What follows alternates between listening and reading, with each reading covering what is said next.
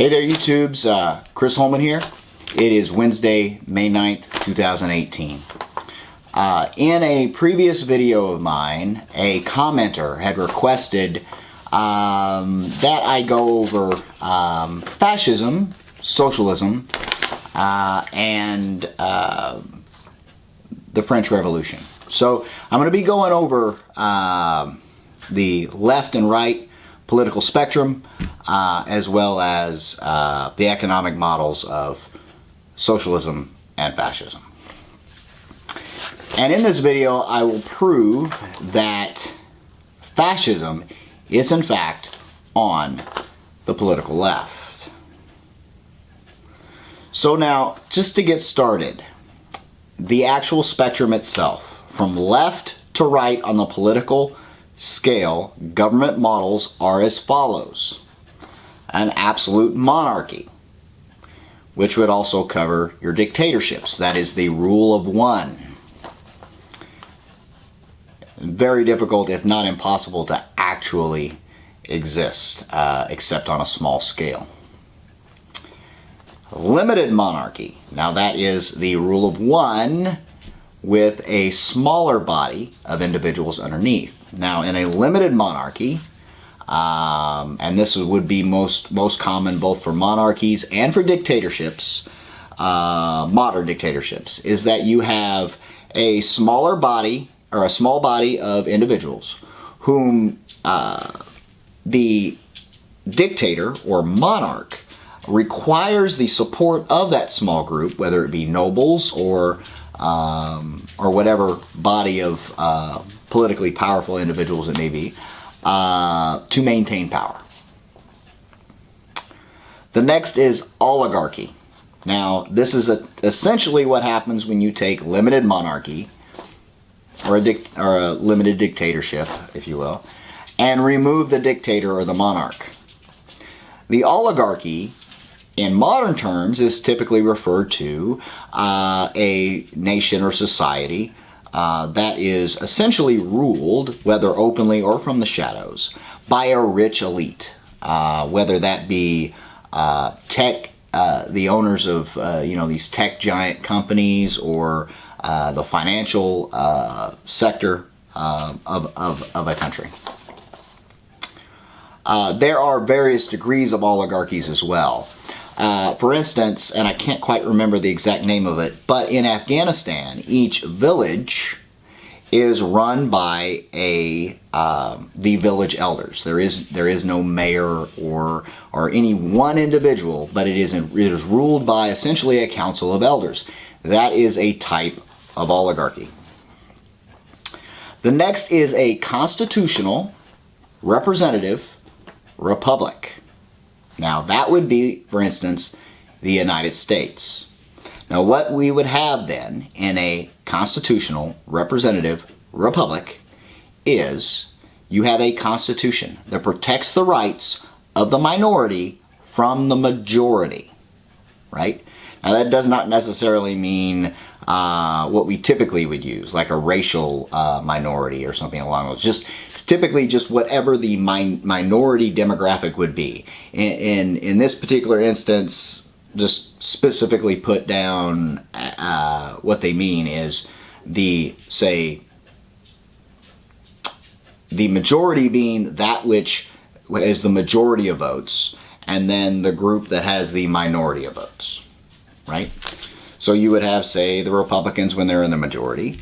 There is the Constitution, which protects, say, the Democrats from the Republicans passing laws that would take from them their rights and their property. The next would be a direct democracy. Now in this, there is no constitution. There is nothing to protect the rights of the minority. And so therefore in a direct democracy, right, now an example of this would be ancient Greece. Many of the, such as like Athens, many of those places were in fact direct democracies. And our founding fathers didn't have very kind things to say about direct democracies. Like I said, there's nothing to protect the rights of the minority. It is essentially mob rule. And lastly, on the far right is anarchy, which is essentially the absence of government and laws and rule. It is anarchy. Now, typically, anarchy is a transitional period from one government to the next. One government collapses, anarchy takes control, a revolution is set in place, a new government is then installed. That's typically how anarchy plays out. Anarchy itself is not sustainable long term. Both hypothetically and in practice when we've seen it.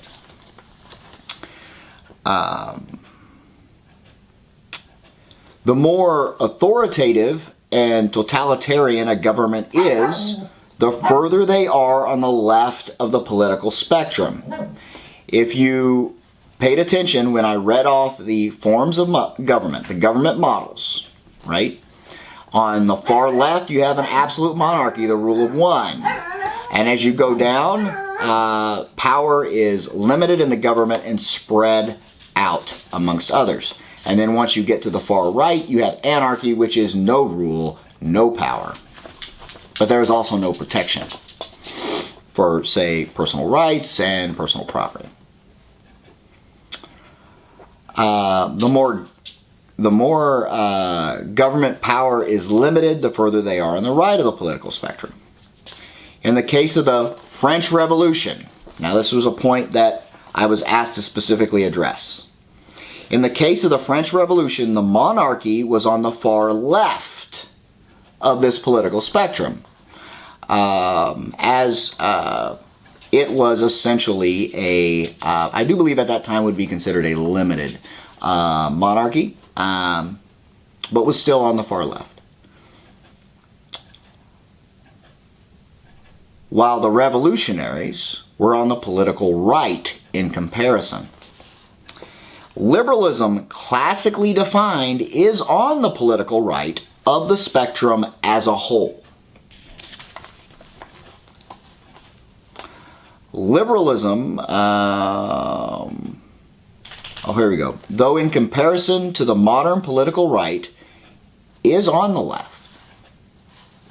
What would be considered in one country a leftist political ideology would be considered on the political right in another based on where its opposition stands on the spectrum. Right? So, for instance, the Democratic Party of the 1990s, early 2000s, really the Democratic Party of the United States up until the presidency of Barack Obama, and even to much extent still today, if you were to take that same political ideology and place it in, say, North Korea or China, it would be on the political right in comparison. Though here in the United States, it is far left. The modern Democratic Party is far left and has much more in common with those regimes, the North Korean regime, politically, ideologically speaking, and the People's Republic of China, ideologically speaking. Communism, socialism, fascism, and capitalism are all economic models. They do tend towards particular political structures that those economic models require to function properly. Communism, socialism, and fascism, all three require totalitarian regimes to maintain the economic and political means to further their ideologies. Today, I will be focusing on socialism and fascism and how they are closely related as leftist ideologies.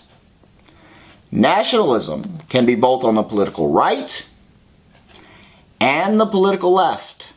It is apolitical by itself.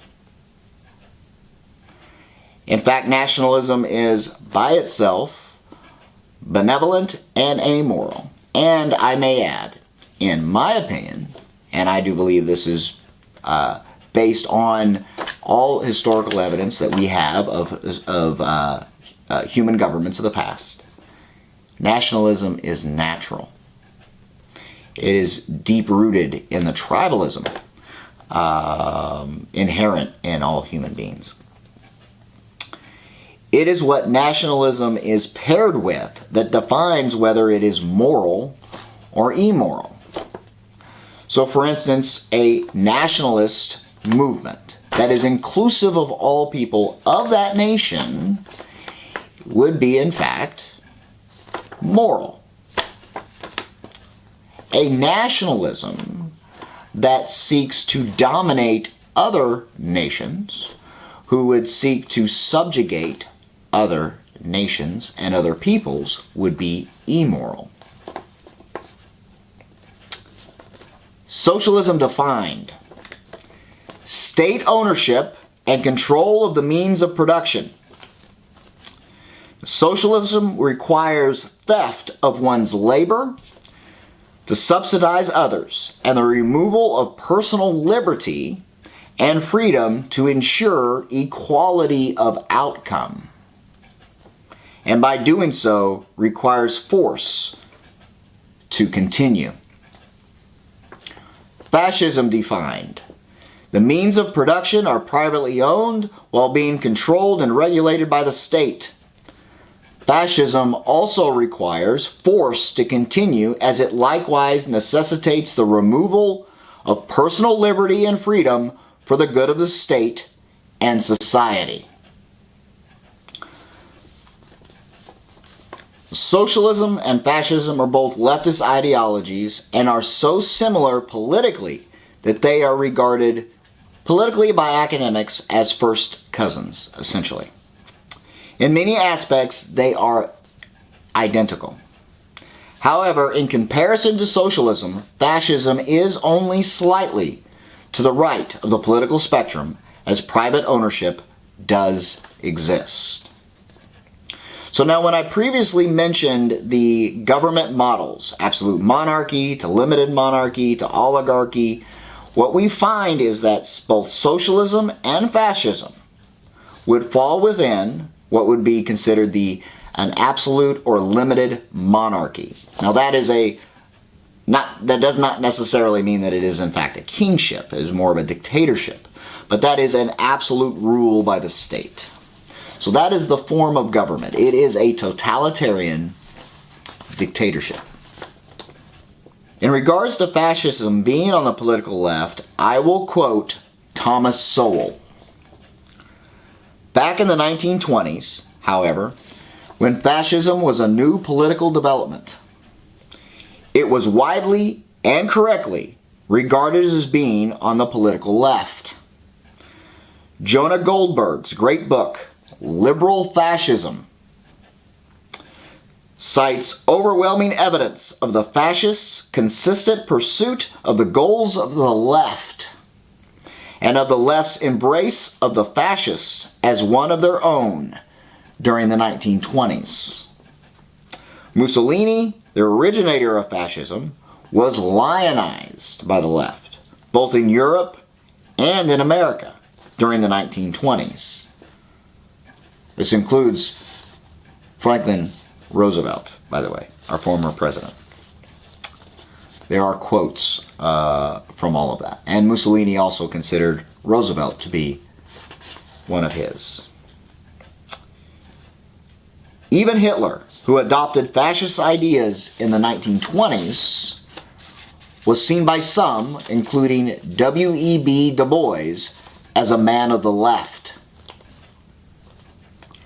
It was in the 1930s when ugly internal and international actions by Hitler and Mussolini repelled the world that the left distanced themselves from fascism and its Nazi offshoot, and verbally transferred those totalitarian dictatorships to the right, saddling their opponents with these pariahs. Fascism. These are quotes from Adolf Hitler that clearly shows the relationship of socialism and fascism, and that he considered himself a socialist, a national socialist. National Socialist German Workers' Party, i.e., Nazi Party.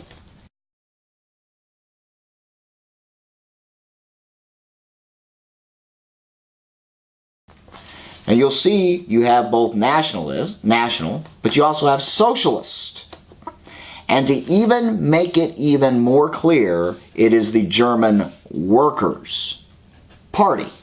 As you see in socialist propaganda from today and the past, is that they proclaim to champion the workers,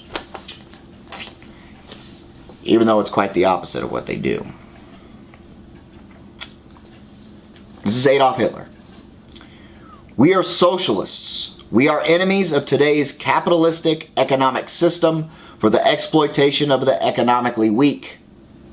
With its unfair salaries, with its unseemly evaluation of a human being according to wealth and property instead of responsibility and performance. And we are determined to destroy this system under all conditions.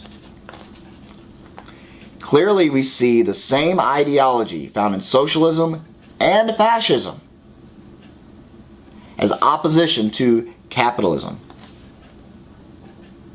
And the values of hard work and accomplishment, and instead champion one's duty to nation and society. We see the same ideology behind the modern Democratic Party in America and the unelected bureaucrats in the European Union, replacing nation and society with the world community as a whole, i.e. globalism. So now, socialism and fascism are so very close. As I previously had defined, socialism is state ownership and control of the means of production. Fascism is the means of production are privately owned while being controlled and regulated by the state. The only difference is who owns it, but that is immaterial considering that in both instances, the state controls the means of production. Basically, National Socialism and Marxism are the same. Adolf Hitler. Here we have a clear statement linking National Socialism and Marxism. Though this statement did evolve over time. You will see this. The national government will regard it as its first and foremost duty to revive in the nation the spirit of unity and cooperation. It will preserve and defend those most basic principles on which our nation has been built. It regards Christianity as the foundation of our national morality and the family of the basis of the national life. Here we have the only quote that I could find, not to mean that it's the only one out there, that could be interpreted to align with the modern political right. Though when taken into context, it clearly does not. National Socialism puts the needs of society over the needs of the individual, where the modern political right quite clearly, places individual responsibility over all else. Again, nationalism is neither left-wing or right-wing. So we see that it regards Christianity as the foundation of their national morality. There is no room for any morality but what the state tells you is right or wrong. National Socialism is what Marxism might have been if it could have broken its absurd and artificial ties with the democratic order. Here we have an evolution of National Socialism, the abandonment of democratic elections in favor of a dictatorship, which is clearly in line with fascism as we are to understand it, though socialism and communism both produced totalitarian dictatorships as well. In fact, in every instance in which they were found. It is thus necessary that the individual should finally come to realize that his own ego is of no importance in comparison with the existence of the nation. The nation is above the individual. Did you hear that? That the position of the individual is conditioned solely by the interests of the nation as a whole. The individual doesn't matter. The nation is what matters. We see clearly Hitler is advocating for the nation over the individual, as we will later see further expanded upon. The American right today, the Republican Party, conservatives, though there is an importance placed on the nation, individual liberty is placed higher than that of the nation. The American left does not place an importance on either national or the individual, but rather globally. But then you can bring this down, that it also places it on a much smaller scale, along racial and gender lines. The American Republican Party, with its emphasis on personal responsibility and personal liberty and freedom, are anathema to fascism as being the exact opposite ideologically. Society's needs come before the individual's needs. Clearly put, exact and to the point. Society over the individual. We see this from political left today. In fact, a quote from Hillary Clinton clearly states the same thing, and I will back up to the original quote by Adolf Hitler. Society's needs come before the individual's needs. Hillary Clinton's quote, we must stop thinking of the individual and start thinking about what is best for society. That is Hillary Clinton. Hillary Clinton and Adolf Hitler said the exact same thing, just worded differently. Interesting. In relation to the political decontamination of our public life, the government will embark upon a systemic campaign to restore the nation's moral and material health. The whole educational system, theater, film, literature, the press, and broadcasting, all these will be used as a means to this end. It's interesting that the American left has done exactly this, as well as the left in the EU. We also see this from communist and socialist countries such as Venezuela, Cuba, North Korea, and China. A total control of the media, education, healthcare, entertainment, etc. in every socialist and communist country. The far left has nearly done so here in the US and the EU. National Socialism will use its own revolution for establishing a new world order. Globalism defined, though at the time it was meant to mean the entire world under Nazi rule. The far left today clearly has the same goals as National Socialism: world domination resulting in a one world government. The state must declare the child to be the most precious treasure of the people. Hence, the state must act as the guardian of the millennial future, in the face of which the wishes and the selfishness of the individual must appear as nothing and submit. See, we see in Canada, and some parts here in the US, the left has enacted policies that remove parental rights, placing them into the hands of the state, those rights in the hands of the state. An example of this would be California's recent sex education program, where parents cannot opt their children out of the class. That is a perfect example.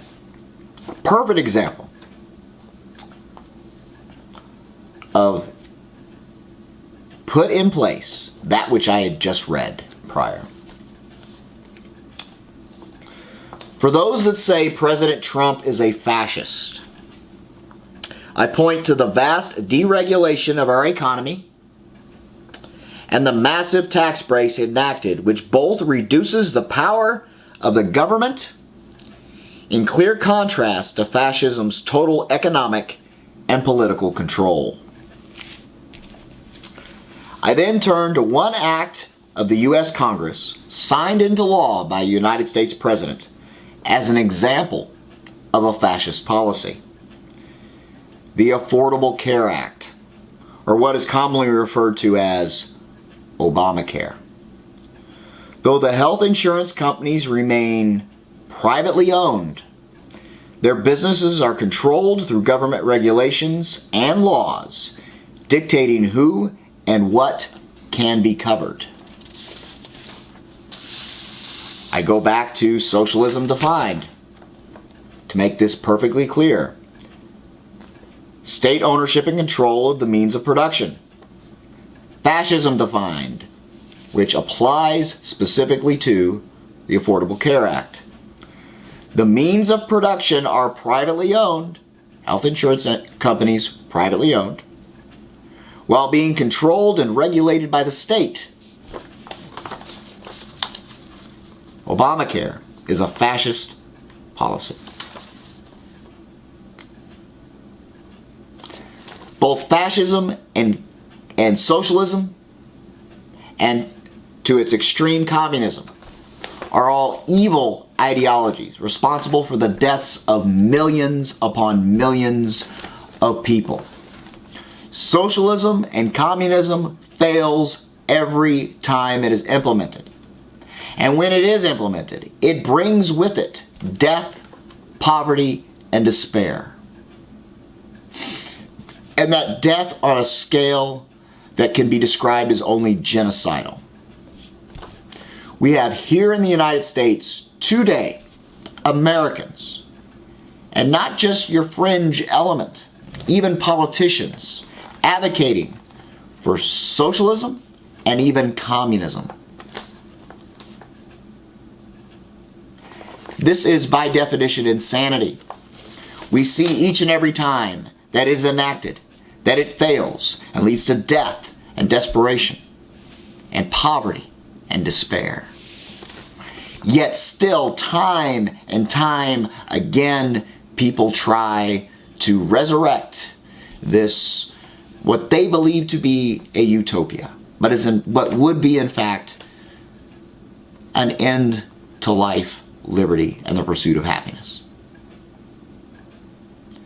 Free thinkers like myself and those of you watching this know that socialism and fascism both are anathema to freedom and liberty.